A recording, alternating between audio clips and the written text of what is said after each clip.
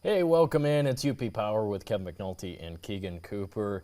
Keegan, well, I have an announcement. I'm officially over winter after today. And not even that I can't handle the snow, the cold. It's all the games getting canceled. That's fair, man. It puts a damper on sports in the UP when, these teams can't get around and play. Especially when we have a matchup like tonight. Negaunee, Gladstone, girls basketball, both undefeated. We will get to that in a minute, but I want to start with college hockey because, well, we had our second rivalry series between NMU and Tech this past weekend, the fourth and fifth games overall because they played in the GLI. I thought this was the weekend Northern would get one. You're just playing the odds. You think, 1 out of 5, they would get it done. Friday night, they were right there, and that was a great hockey game in Houghton. Huskies come out on top. Elias Janssen, CCHA Rookie of the Week.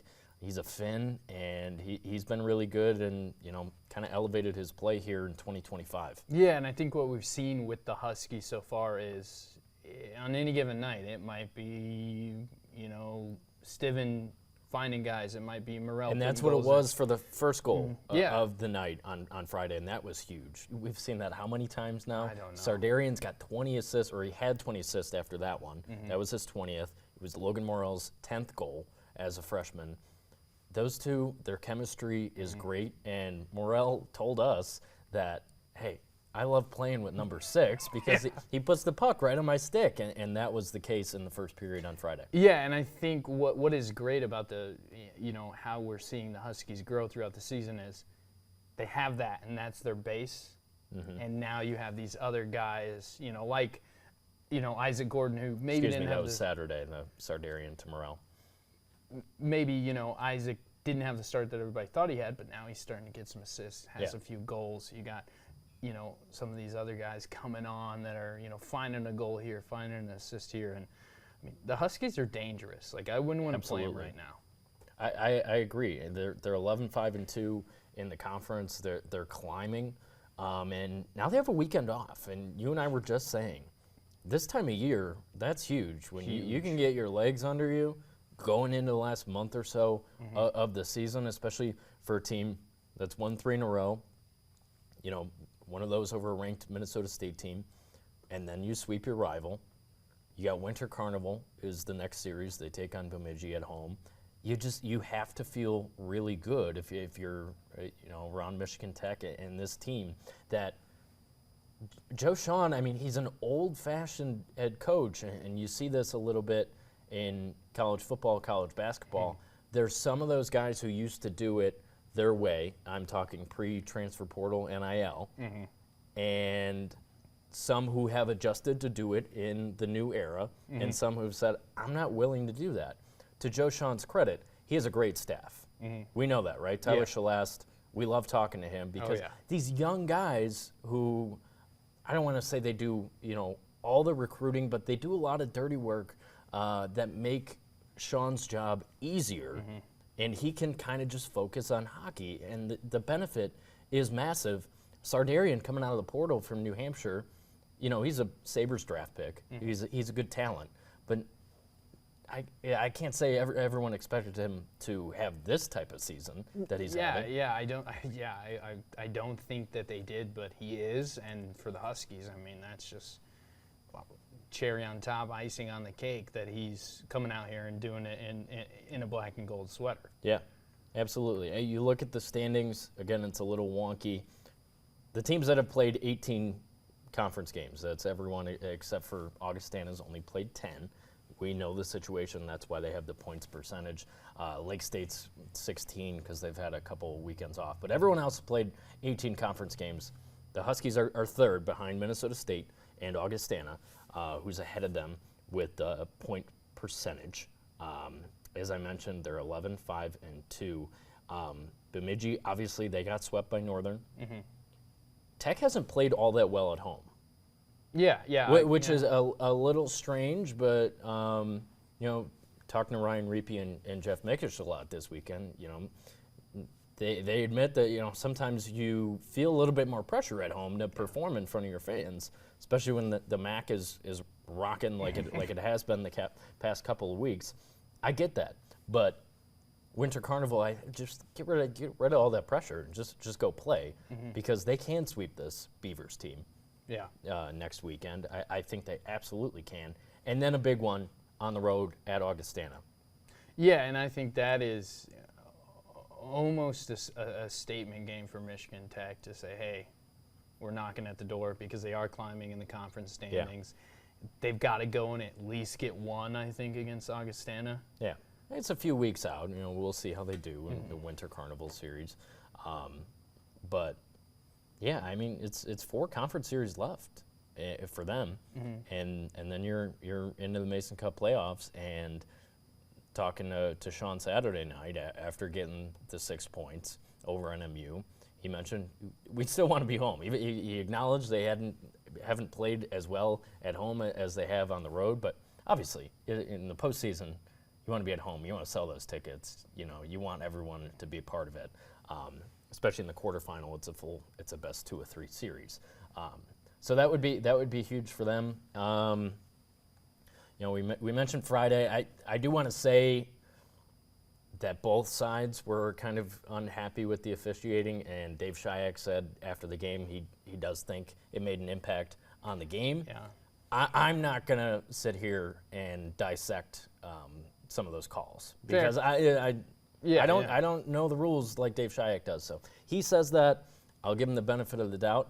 At the end of the day, they dropped it 3-2, and the issue with Northern, with these young guys, is typically on Saturday they don't have it, and that was true when they returned to Marquette to play in front of their home fans. 4-0. Tech controlled the game. Really, it looked like the Northern team we saw in November and December, really. Yeah, and I think, and we talked about this too. When Northern goes into a series, their best night, and at least in my opinion, their best shot of success is that first Friday game because they've got those relatively fresh legs and they're ready to go. It's like in any sport, right? Maybe the calls played a big impact, and probably they did. Yeah, you're in the same boat as but me. It's not your place to say, right? Like, score more goals, right? And the issue for them now, it's very encouraging how Altrichter and Slippick have played out there on the top line with Aiden Hutchinson too. He hasn't been scoring the goals; it's been the other two. At the same time, what Ryan Reapy said after the first period on Saturday is true. You got to find somebody else at some point. Yeah. They're not on the ice all the time, and that's something that Tech has that Northern absolutely doesn't. Yeah. And Dave Shayak talked about that today in his press conference about, we're going to find some more scoring opportunities, some secondary scoring, somebody else other than the top line that's going to find, even if it's just one goal, right? They've got to find that, and they've had it at times, right? We think about when they played Bemidji and they got the sweep. They had some of those things working for them. At the same time, it was Slippick and Altrichter combining for 8 points that weekend. Yeah. So, that's how it goes, and everyone's going to watch the tape from the last 4 games for NMU and say, okay, we got to check the heck out of number 15, and we'll probably be all right defensively. Yeah. Now they have a good Bowling Green team coming in, and outside of, I love talking to Joe Sean for this reason. He is very honest about how he feels about other teams in the conference. And outside of Northern, he did say on Friday he's going to vote for Dave Shayak for Coach of the Year. He might be the only one, but I understand why he's doing it. The job that Shayak has done, it's impressive. Despite the record, I agree. It has been impressive. We need, And you and I have said this, everyone else I've had conversations with, Northern's going to be fine. Yeah, they're going to. It's just this season is what it is when you take a job in June and no one's left in the transfer portal and, this is the roster you have. The other thing is no one's going to leave.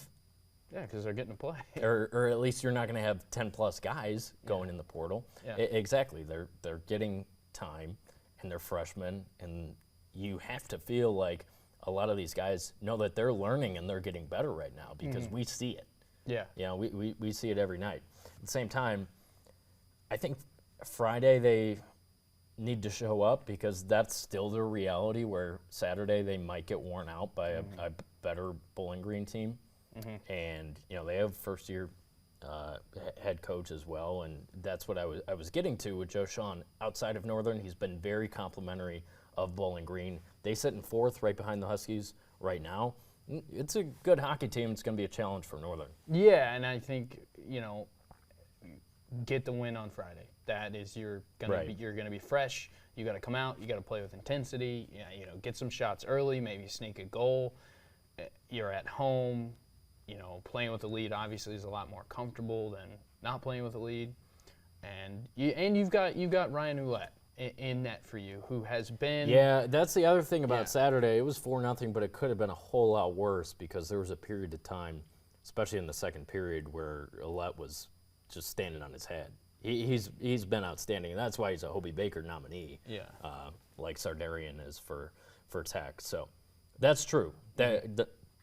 Alt Richter, Slipik, and then your goaltender, they've definitely been positives here in 2025. But yeah, that's true. Their 4 wins, 3 of them are on Friday.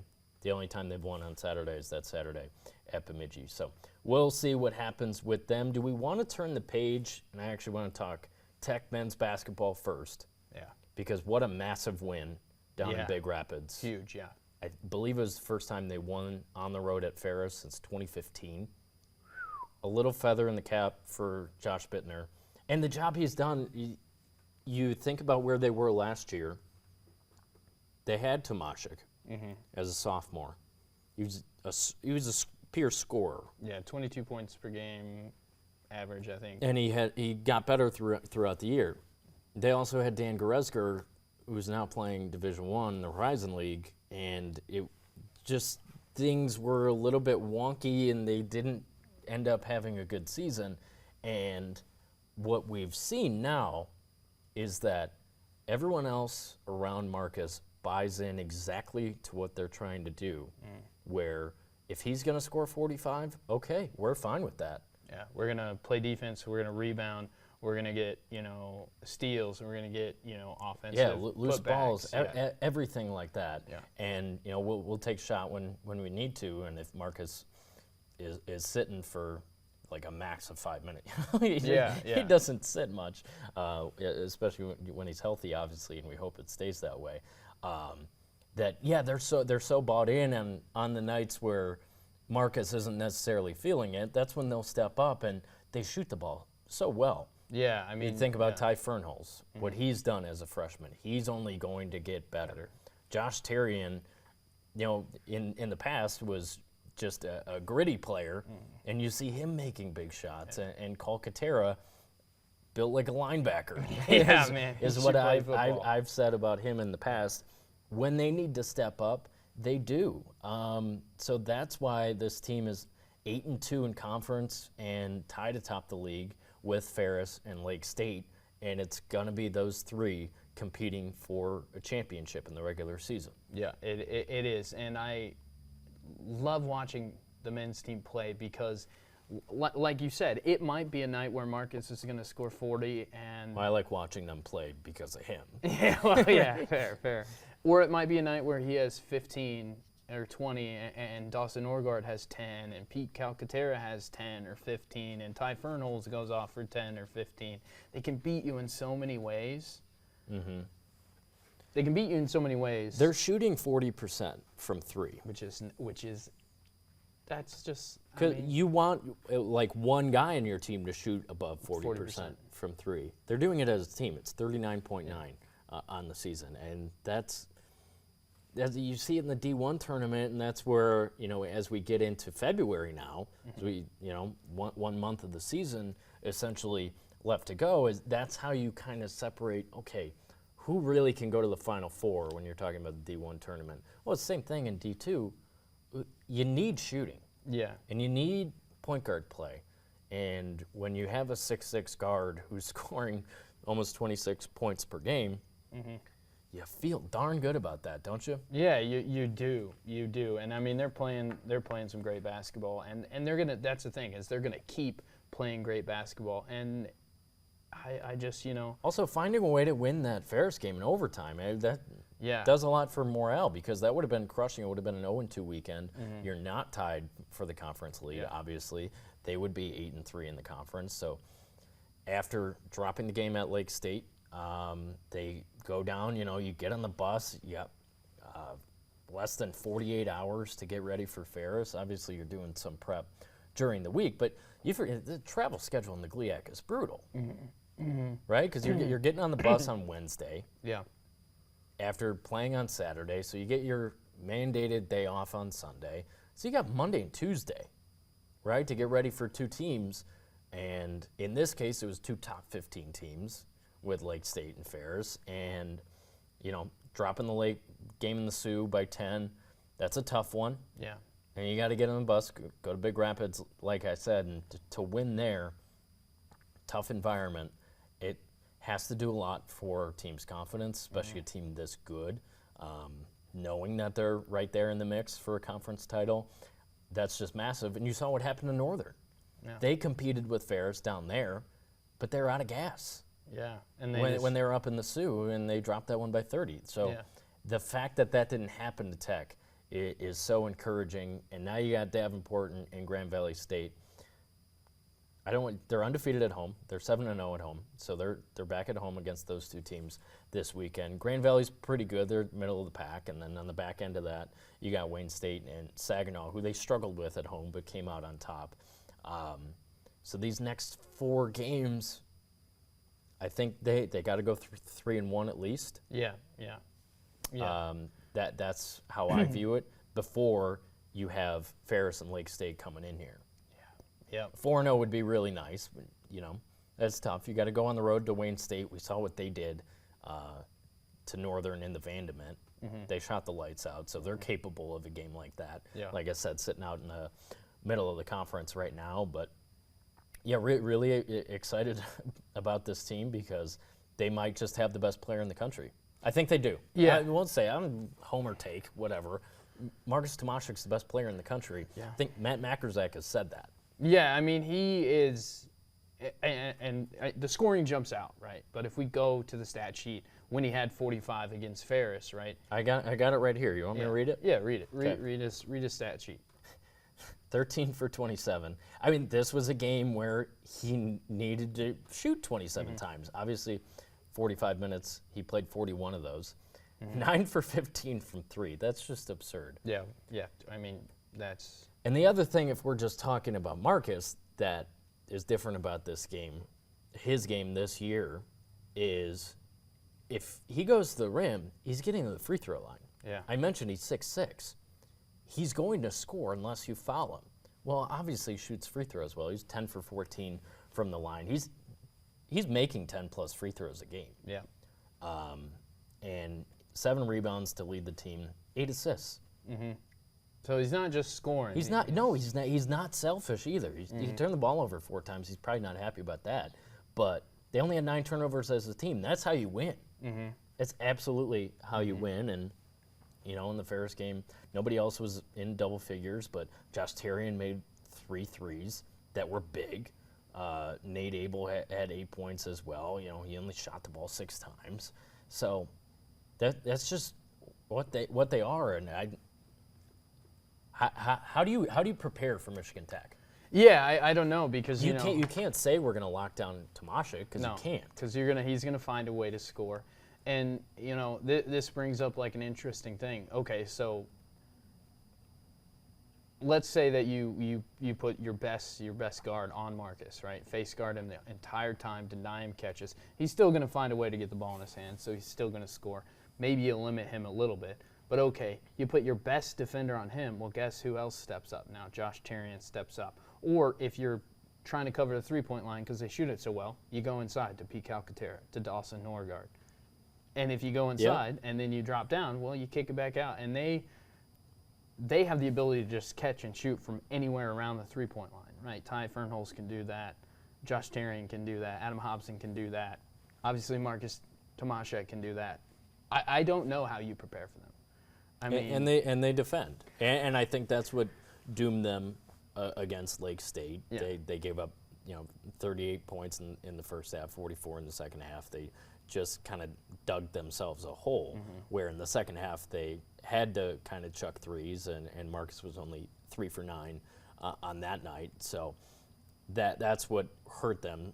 So if they're sound defensively, they can beat anyone in the country, because we've talked about here, what they do on the offensive end and how it's nearly impossible to stop sometimes.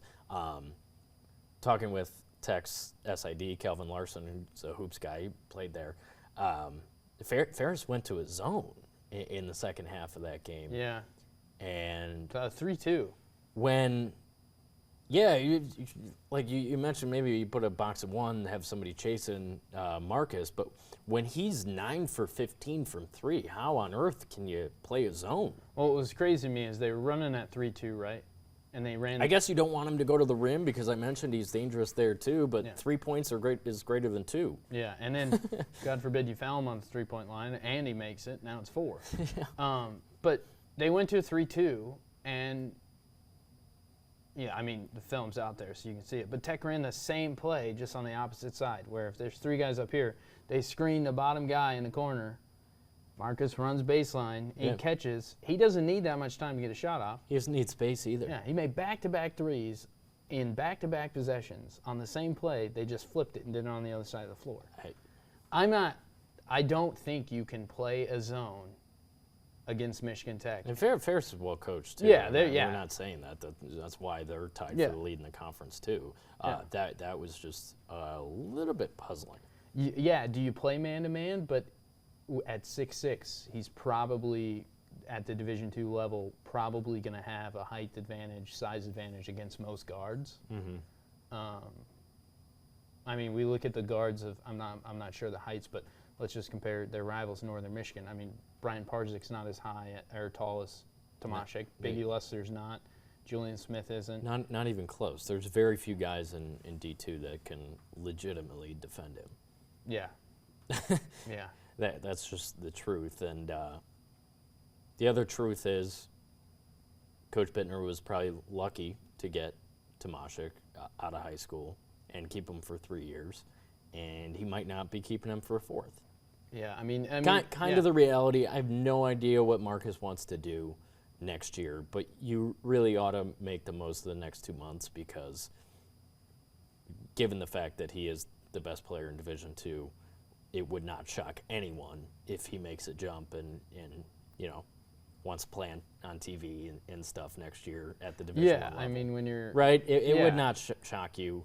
And there's probably so many coaches that watch that Green Bay game because it was a national story. Yeah, yeah. And our dude went off, Yeah, So, I mean, yeah, he did, yeah. So, I wouldn't be surprised. I mean, when you think about it, he's, 26 points per game this year. He's, 4 off of 30 in Division II? And, this time last year, we were talking about Max Weisbrod at Northern. Tomashek's on another level. Yeah, he is, yeah. He is. He's already locked up Player of the Year. Weisbrod was a year ago. So let's talk Northern. And I'll start by saying this, and I think it's true. Matt Makerzek has admitted that when they play teams that are capable of scoring 75-plus, 80-plus points on a given night, really tough for NMU to keep up with who they have this year. They're obviously still well coached. They're 6-4 in the league, which I think is impressive. Yeah. Given their roster. They play a different style. They try to muck it up a little bit more than they did in years past, because kind of by necessity, that's why they're pressing and trying to get turnovers and get easy scores that way. When you play a Ferris and you play a Lake State who can pour it on, Ferris scored 85. NMU did a pretty good job keeping up, but you get into a race, Northern's not going to win the race. Yeah, I agree. They're like a little bit of a Tennessee at the D1 level. Tennessee is obviously a really good team. We'll talk about D1 basketball in a moment, but they can't. Yeah. They don't play like that. And I think Tennessee did that at Auburn. They tried to keep it. The finals were in the 50s, but when they go up against Alabama or Kentucky that can shoot, Mm-hmm. it's tough. So Yeah. Northern on the road at Ferris, they almost kept up, 6-point loss. As I mentioned, they bus up to the Sioux, and The wheels fall off. yeah. I mean that, and Matt Makerzak has talked about that they've got to avoid those losses, right? Because those are tough to watch, right? Mm-hmm. And it's not that they didn't go out and compete or put forth effort. They just didn't have it, Yeah. right? And when you're playing a top 15 team in the country, top 10, right? Lake State's, I can't remember what they are. Lake State was 14, Ferris was 8. Yeah, okay. When you're playing top 15 teams in the country, you have to have it in every phase of the game. Right. And, talking to him today, I asked him, is there a point offensively where because they have scores on different nights when you look at the wins and even the losses. Guys got into 10 or 15 or post 20, but do you get to a point offensively where you have to make it this guy's night and we're going to run sets for him to get him 20 shots? And the example that he used today was like Dylan Keel, right? Let's say Dylan gets 16 shots. He may start 0 for 4, but more than likely, if he's shooting those inside the paint, he's going to probably end up 8 of 16, 7 of 16. So he's going to make those. So do you force it? And he shouldn't shoot more than 3-4 threes a night. He's not that guy. He needs to be in the paint for you. Yeah. Northern needs to win the rebound battle on a given night. They did that at Ferris. That's part of the reason why they were in the game. They out-rebounded them by 6. And one of the answers that Makerzak was, forced to turn to a little bit, we talked about him last week, was Cal Klesmith. That was the case again. He was 3 for 8 in that Ferris game. That helps to have that shooting guy that competes hard. That's what Matt told us. He talked about his brother playing for Wisconsin, who's going to lose on the road at Maryland tomorrow. But they're searching for answers, and being back home this weekend, that should help. Grand Valley, tough. Yeah. They're a tough team, and you can't go another weekend without a win. And then you're 500 in the conference, and I mean their tournament hopes are pretty slim right now. Yeah. But they're well coached, and maybe when they get Lake State and Ferris at home, it'd be a different story. They can bully them a little bit more. Their next game against Tech is in the Wood Gym. The Huskies haven't lost there. We mentioned that. Last year, NMU was the better team, went in there and lost. I wouldn't feel very good about that one. Yeah. So it's a tough road ahead. They have a lot of, I wouldn't say soul searching. Again, they're 6-4 in the league. They're 12-6 overall. They're a good team. I think they're just not who they were the last 2 years. Yeah, and I think it's hard because you look at the record and you're like, oh, they're not bad, but I feel like they should be competing with some of these teams. I think what really hurts about this past weekend is that they didn't get one of them. They were not going to win that Lake State game. No. They were not. I watched Lake State play Michigan Tech, and I watched a majority of that Northern game until it kind of got 20-plus. They were not going to win that game, but the Ferris one I think hurts because they were right there. Right. And I think down the stretch there were some things that just didn't go their way, some stuff that happened, but that one hurts more than I think the Lake State one. This weekend, you got to get one. And Ferris or Grand Valley. Davenport's 1-9. So Grand Valley is tied with Northern. Yeah. So Thursday's the big one. That's who NMU has on Thursday is Grand Valley, and man, they've had some battles over the last couple of years. Yeah. So that one, I feel like you really hopefully need a good environment in the Vandament. Yeah. Make it a tough place to play. And then Davenport, I'm not saying check the box that you win, but they're 1-9. You should win that one by 15 or 20. Yeah. And I think, it's kind of the second half of the conference surge. Right. It is important if they can start 2-0 in the second half of the conference surge, then they go on the road for a while, and then they get Ferris and Lake State at home. Yeah, I agree. And that's maybe the nice thing about going on the road and playing those teams first is, well, you've already seen them, and now they got to come play in your building. Yeah, so stack some wins on the road leading up to those games. Right. And, maybe build some confidence going into the, Yeah, the road trip in between this weekend and when Lake State and Ferris come up is Saginaw Valley, who both teams should beat, Yeah. and Wayne State, who we've mentioned is tough and took down Northern at home. So, yeah, we'll see how it goes. I want to turn the page to women's basketball. And sticking with Northern, they had a fantastic weekend. Yeah, kind of a dominant weekend. You go down to Ferris, you go into their building, and you walk out. I don't know if it was exactly 30, but it might have. It was. It might have, yeah. You walk out with a 30-point win, and that Ferris team is a good team. They're a team that's usually at the top of the conference, and they just had it all. Especially after dropping to at home that Thursday game against Wayne State. They had it. That was when they let slip away. Most teams are good for one of those a year. That hurts, and then not being able to beat Saginaw Valley, so you get swept at home. Yeah, this weekend was absolutely huge for them. Yeah, and when you think about what comes Thursday, I don't know. 75 to 37, they beat Yeah, Lake State. Lake State's not good on the women's side at all. But Tech blew them out too, but only a team that 37 points. I don't care. They're a Division II team. They're on your level. That's impressive. Yeah, defensively and offensively, they had it. The scoring was spread. I think that is when they're at their best. I think sometimes like J.C. Weisbrot has the ability to score 20 a night. I think Sarah Newcomer has the ability to score 20 a night.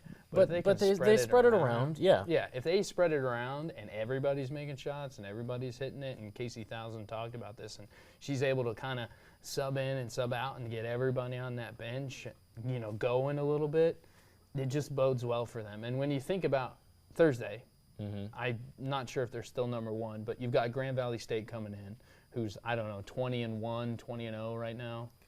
Yeah. Overall, the number one team in the country, I would say, probably. Let me check for you. Yeah. And you come off 2 dominant wins on the road. The last time you guys played was January 4th. You're spot on. They're 20-1, 10-0 in the conference. Yeah. It bodes well for them. Like that game, it's going to be a great game. It's going to be a battle. You only lost to them by 10 back on January 4th. It's in your building. Especially, what did they lose to them 4 times last year? Yeah. It took them to overtime at home. Yeah. In February. Yeah. You lost to them at their place, at your place in overtime. GLIAC tournament. NCAA tournament. NCAA tournament. So the time is ticking, Grand Valley State. That would. Yeah. I would. That would. Look, Northern's 7-3 now. They're only chasing Ferris and Grand Valley, obviously. And they just handed Ferris. On the road. On the road. So, you got to be feeling really good about it. And the thing that... winning a regular season title is probably out of the picture. You're 3 games back at Grand Valley. I don't think they're losing 3 games in the conference. Actually, I'll just say they're not. Yeah. So, you're not winning the regular season title, but... you had knocked them off in your place. That would be absolutely massive. Yeah. I agree. Keys to the game, and Casey Thousand talked about this. And I think there's a chance they do it. Look, like I mentioned, they lost to them 4 times last year. Some of them were not very close. So the one at home in the regular season went to overtime. So you get into a game like that where maybe Weisbrod's hitting shots, or you never know. You just make it a 4-quarter game, and you have a chance for sure. Yeah, and I think keys to it, and Coach Thousand talked about this, controlling the ball, handling the press. Grand Valley State's going to press at some point during the game. Yeah, they have athletes. And they have great defense, so limit your turnovers. Who wins the turnover battle, right? Who has less, and who rebounds the ball better, right? Right. And that's that. I think that's what. You could argue that's what's going to win any basketball game, whoever's playing each other, but especially this one. They're going to press you. Handle the press, break it, maybe get some easy baskets, and don't turn the ball over. Yeah. Moving on to Tech, they're 500 in the league. They're 5-5. I think that's who they are this year, and that's not necessarily a bad thing. Because they have good players. They're mostly young, outside of Bella Lenz, in terms of the players who really put up points. And then, Ella Mason from Negaunee, Kendall Stanfist might be their best player, which not necessarily the stats to back it up, but their weekend, they dominate Lake State. That was pretty cool. They put up 101 points. That has to feel good for a team that has really struggled to score the ball at times this year. Janie Tormanen actually led the team with 18 that night, and they had 1, 2, 3, 4, 5, 6 players in double figures. Ella Mason had 15. Shout out to the Miners. They got a big one tonight. Yeah, pure domination, and it actually kind of mirrored the weekend for the Northern men, where, you know, they got a big win. Of course, NMU men got swept, but then you're going down to Big Rapids, taking on a really good Ferris State team, and there was not much in the tank. Yeah, I think it's a coin flip, and I would say it is because they're so young, right? It's hard to sweep a weekend because you give it all you got on Thursday. Well, then you got to travel, so maybe you're resting, but you're not really resting. And then Saturday you play again, right? And I've heard every coach that we cover in every sport say it. The GLIAC is a hard place to play. It is a hard conference. When you think about the powerhouses that have been at the top, that have always been up there, the Grand Valleys, the Ferrises, and you think about all the other teams now that are also coming up, right? It's a hard place to play. So I don't think that Michigan Tech should hang its head on that weekend, but I agree that they're kind of I would say, a coin flip team. If it lands on heads, you better watch out because they're going to hang 100 on you. But if it lands on tails, it's going to be a tough night. Yeah, well, we have been saying how young they are because they are, but Tormanen was a really good pickup out of the portal. Graduated from Minnesota Crookston, obviously a team they usually play in the non-conference, so Sam Clayton had seen her play. Well, she was the leading scorer in that Lake State game, as I mentioned. Then they lose by a wide margin to Ferris State. She was the only player in double figures in that one. So if you get her going a little bit more, then, you know, you may have something to get above 500 and stay above 500 in the league. Of course, it's Davenport and then Grand Valley at their place this weekend. Davenport's 2-8. That you feel all right about that. Yeah, as a win. Assert a little dominance maybe in that one before the Grand Valley State game, where, you know, maybe a little house money. If you come off a win on Thursday, you're 6-5 in the conference. You know, you got to come into the wood gym. See what happens. And, you know, and here's the thing. We get blown out. You can't be ashamed of that because the Lakers are 20-1. Yeah, and here's the interesting thing that I love about Northern Tech when we look at their schedules, right? That Grand Valley game on Saturday at Michigan Tech may be affected by what happens Thursday night in Northern's place, right? If for sure. If an upset happens, could roll downhill, and Michigan Tech in their place could make some noise. Or on the flip side, they could get upset and play with a fire that you haven't seen. That you haven't seen. And that wouldn't bode well for the Huskies. That wouldn't bode well, so, Yeah, we'll see what happens. Obviously, Davenport on both the men's and women's side, not as competitive as Grand Valley, obviously. So no one gets swept this weekend. We're talking about these 4 teams. Don't get swept. Don't get swept. When you have Davenport coming in, like I said, 2-8 on the women's side, 1-9 for the men. You gotta have those for all 4 of the teams. What's the saying? Beat the teams you should beat. Beat the teams that your record is better than. Yeah. And Davenport for all 4 of these is one of them. Let's go to high school ball. We got the poll here. Not much. Not much change. I do like this. I do like Division 1 through 3 boys. I'll let you start with that. It passes your test. It passes the Keegan Cooper. I agree with the test. Yeah. Marquette 10-2, Iron Mountain 11-2, Kingsford 10-2, Westwood 11-4, Munising 12-2, and Ironwood received votes at 8-3. Marquette, did they even play last week? Oh, they played the Sioux. Oh, they won. Okay. And they dropped 100 points. Yeah. Anyway, Marquette is Marquette. There's a point I want to get to on them actually when we're talking about the Negaunee Gladstone girls game tonight. Really good week for Iron Mountain. Obviously, they beat Kingsford, they beat Negaunee, they beat Westwood. Huge for the conference, but also, you know, maybe a little bit of Oscar Kangas saying, "Hey, you might have Mr. Basketball here. because I watched the Westwood game. Obviously, Westwood beat them at their place. You were there. Mm-hmm. That couldn't have felt good. That was a I scary imagine one Mr. Bucky Johnson He was was not a not joy in happy. the locker room after that one. But they go to Westwood. After beating, Negaunee game was delayed a day. So they played on back-to-back nights. Negaunee's obviously a good team. They fell out of the poll, I guess because of that Iron Mountain loss. They had received votes last week. But, yeah, they win the week, in my opinion. And, Oscar, when he came off the floor in that Westwood game, it was over for most of the fourth quarter. And he just told him, like, nice bounce back, because I guess Oscar didn't play his best in that Negaunee game, and he really showed off his talent. Yeah, at Westwood, and they 6 in a row. Yeah, they've won 6 in a row. You're right. I think since that Westwood loss. Yeah, that includes the win over Kingsford.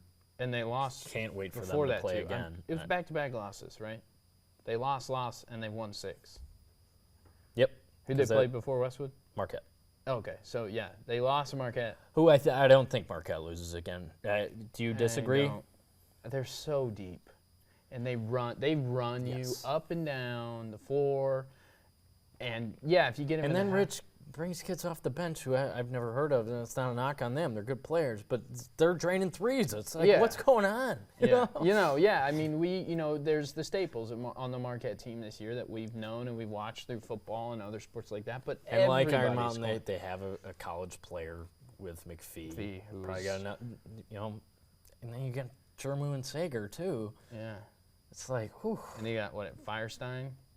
Yeah, who's That's I don't. Yeah, I mean they probably don't lose again. Pulling up their schedule, they have Westwood tonight. Westwood's good. But I think Ethan Marta would have to score. They don't have the horses, and that was the thing in the Westwood Iron Mountain game. Marta had 10. They only had 32 as a team. No, Marta had 18. Excuse me. So he had 18 of their 32. Iron Mountain really won that game with rebound. They had to have 10-plus offensive rebounds. Yeah. Wish I could have seen a box score. They turned the ball over, and it was just too much. Sample Torres played really well. I know in those Marquette-Westwood games where they lost, he wasn't playing his best. And he was in foul trouble in the Westwood game, too, and Bucky trusted him to stay out there. And Bucky did tell me after the game, he's like, at the end of the day, we're not deep. They know that. I think that's why they couldn't keep up with Marquette that night, and Kangas fouled out, and they were up there on the road. So Sample Torres played really well. It was complete, but they did it, I'll say the Iron Mountain way. I know Bucky likes to play that way where they're rebounding, they're getting steals, and they're running. Yeah, and I mean, It was a very complete performance. Sorry, looking ahead at Marquette's schedule. So they have two more Lower Peninsula teams on their schedule. So I'm saying they don't lose to another UP team this year. They have Westwood, they have Menominee. Menominee couldn't keep up when they were in Marquette. Traverse City St. Francis on February the 7th, and then Detroit Cass Tech in Traverse City on the 8th. So that'll be a good gauge of how Marquette can do in the postseason, because we know no one else is in their division. And their two losses are from both of the other Traverse City schools, Traverse City Central, right, earlier in the year. Correct. Yeah. Central and West. Yeah. And they do have Kingsford on February 20th. I don't want to rule that out for the Flivers, because they actually competed more than any other team this year without Morgan Slake, who's a college player too. Yeah. So that was a 5-point game, but they never led. Yeah. They never led in that game. So I would say that'll be a good one. That's the only team that could, from the UP, that could take them down the rest of the regular season. That's February 20th, the regular season finale for the Sentinels. Kingsford, what did they do this past week with all the games moving around?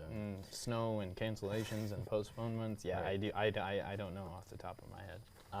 But let's move on to the D4 poll.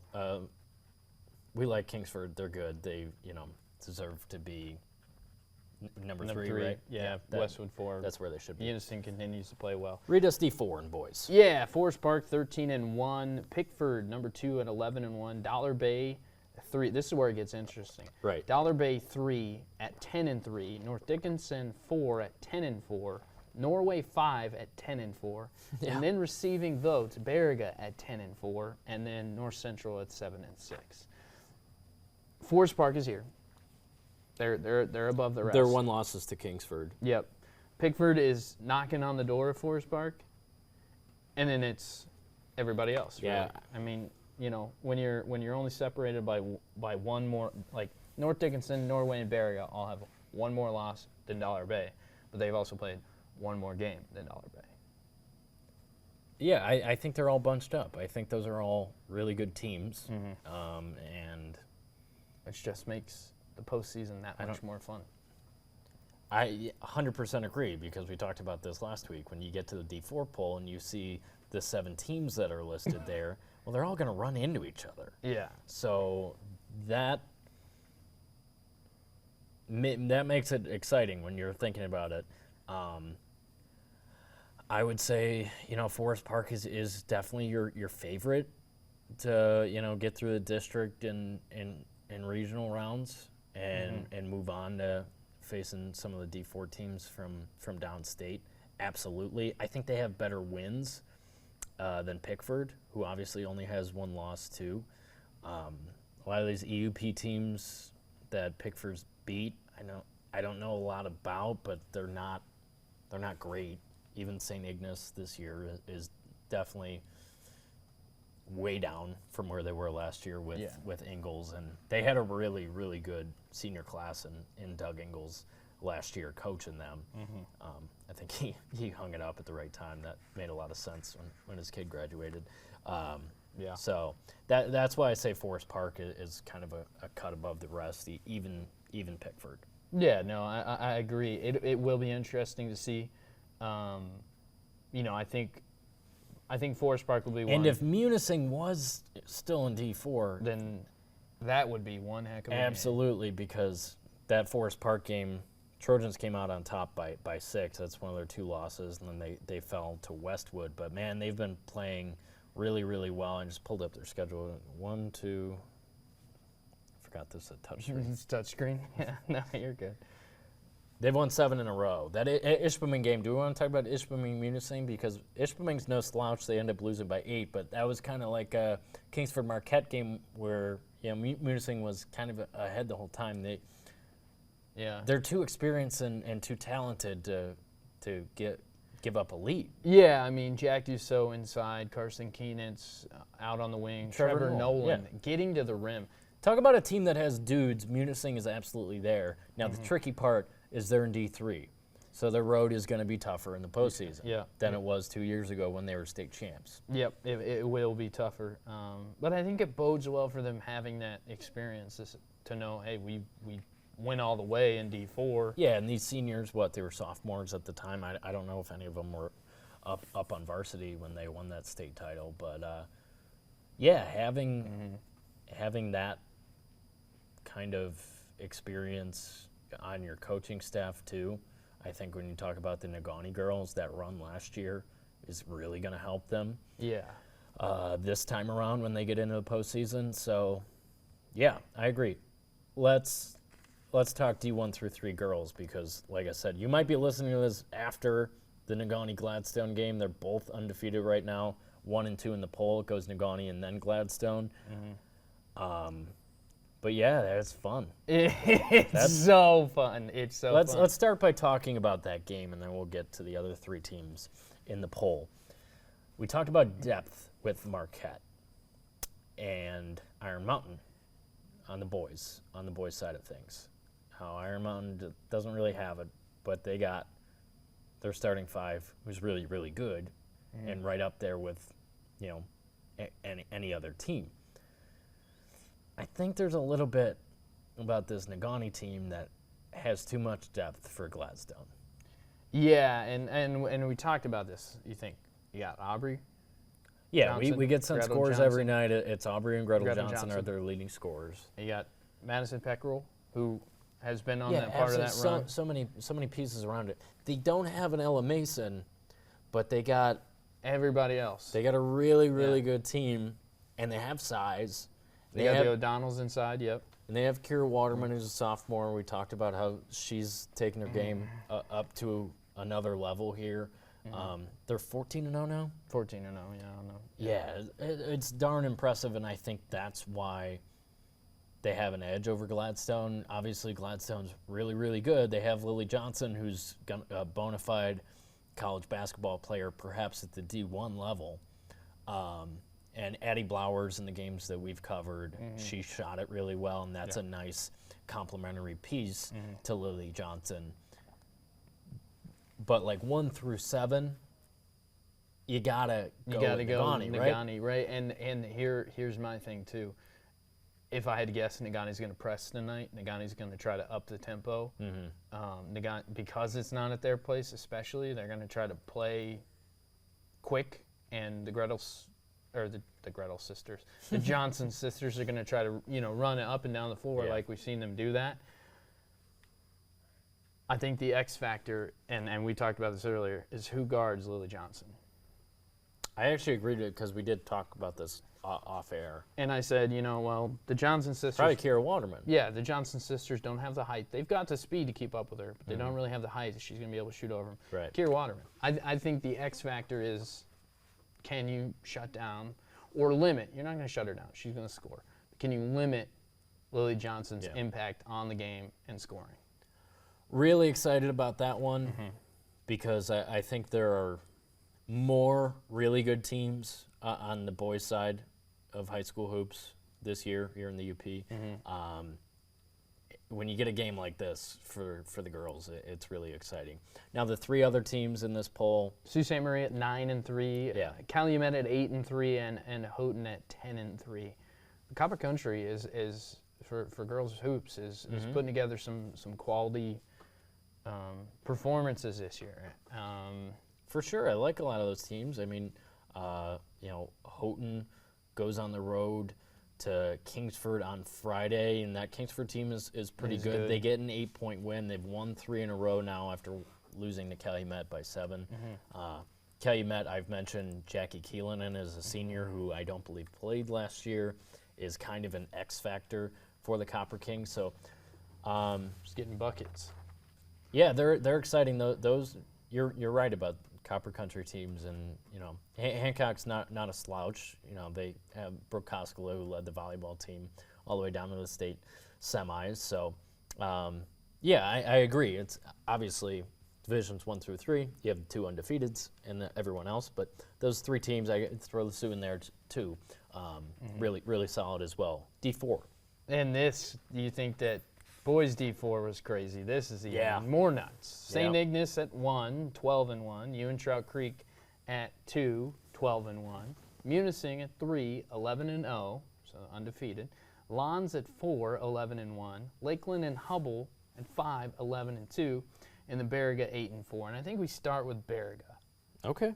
Let's reverse it. Maybe not playing their best basketball right now, but they're well coached. They have the experience. Yep. And when you get in the postseason, your record doesn't matter. So I like that they're receiving votes, and I think that they're a team, especially in Division IV, to look out for. I think, I watched them play Lons, and I think in that game, the pressure of the press that Lons had put on them, they turned the ball over a little bit too much, and that kind of got to them. That's one of their 4 losses. But they're going to get better as the season kind of comes to an end. That's my team to watch. If we talk about Lons, we talk about Josh Eagle, who was an assistant coach for Ishpeming. Yeah, these teams at 4 and 5, obviously ahead of Baraga, who receive votes, they just keep winning. Yeah, that's Lons and that's Lake Linden. And Lake Linden, we talked about their star Emily Jokla. She's capable of putting up 30 on any given night. That's why they're 11-2. Lons 11-1. They just keep winning. Then this Munising team, they have kind of a 3-headed monster. Bailey Corcoran, who scored her 1,000th point just a couple of weeks ago. Trying to think. Actually, I got a message from someone in Munising yesterday about this was a wild stat. So they beat Norway 58-47 last night to improve to 12-0 on the year. Another team that just keeps winning. Yeah. Bailey Corcoran had 17. Dane Benning had 19. Addie Bowerman had 21. They scored all but 1 point. Wow. They scored 57 combined. And who's over Norway. Norway's pretty good. Pretty good. Yeah, wow. They scored 57. So that's why Munising's dangerous too. They'll probably see St. Ignace pretty early. Perhaps a district final, and obviously St. Ignace has all the history. Doreen Ingalls still coaching that team. They have Jillian Frazier, bona fide star for the Saints, so that gets interesting. And out west, ETC with the Bessinen sisters who are young, but they'll dribble right through you. They can, they'll get to the rim. They can shoot it. I mean, gosh, there's a lot of good teams this year, and districts is going to be fun. Every game. Yeah. Every game. Quarterfinal, semis, district final. It's unfortunate that you only send one, you know. Yeah, less than a month left in the regular season. It's put up or shut up time for, all these teams that we're talking about weekly on this podcast, showing highlights of throughout the week. So fun games tonight. We mentioned Marquette takes on Westwood in boys hoops. We'll have highlights of that one.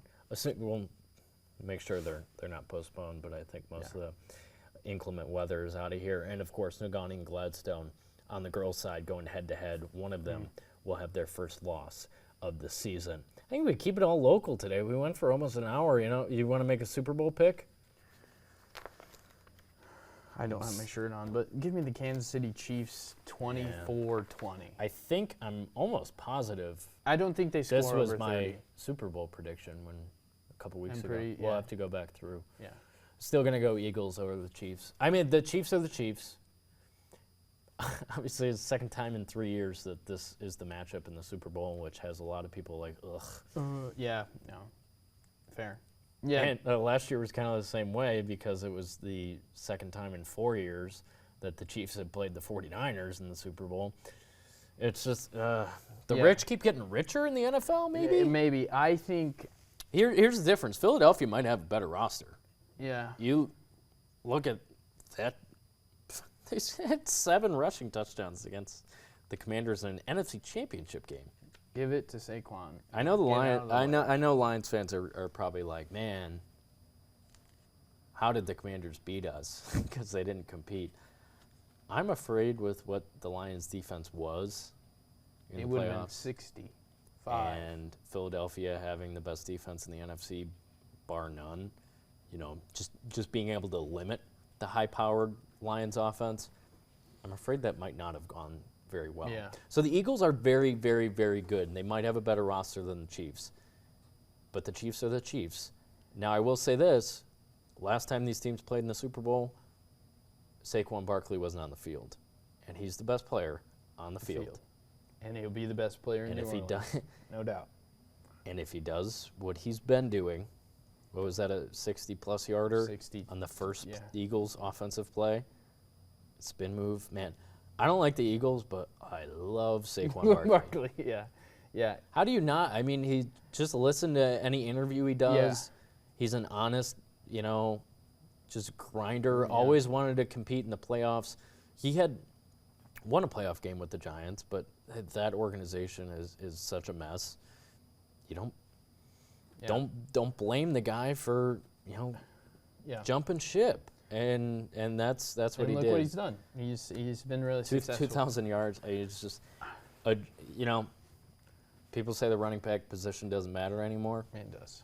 It very Clearly, much it matters. And obviously, you don't see a guy rush for 2,000 yards very often. So when it happens, it's like a little bit of throwback to the great running backs of the past. Adrian Peterson. Think about the NFC North that we talk about all the time. Obviously, where we're located, Adrian Peterson, Barry Sanders, Walter Payton, those kind of guys. Them, That's who he is. That's who he is, and he's going to turn 28 on Super Bowl Sunday. That's pretty cool. Cooper DeJean. The Eagles, with their offseason, they have the two best rookies on defense, Quinyon Mitchell and Cooper DeJean. He turns 22 on Super Bowl Sunday. Wow. Iowa Hawkeye. So, yeah, I'm still picking the Eagles. I understand the Chiefs are the Chiefs, and they'll probably win. I think I'm going to be that cliche guy that uses a line that was used when Tom Brady was winning all his Super Bowls. It's anybody's game until the last 2 minutes, and if Patrick Mahomes has the ball, 100%. That was the case in the AFC Championship. Yeah, I mean, that stunk. I've never rooted for a team so hard. Not from Chicago, to be honest with you, as hard as I was rooting for the Buffalo Bills on Sunday. Do you? That's just gutting. Wasn't it gutting, Tony? It was gutting. Absolutely. Tony said it's gutting. You have to. you can hate it, but there's a part of everybody that has to admire it because you're watching history happen. It's unbelievable what Patrick Mahomes has done. There are what are they? 11-0 in one-score games.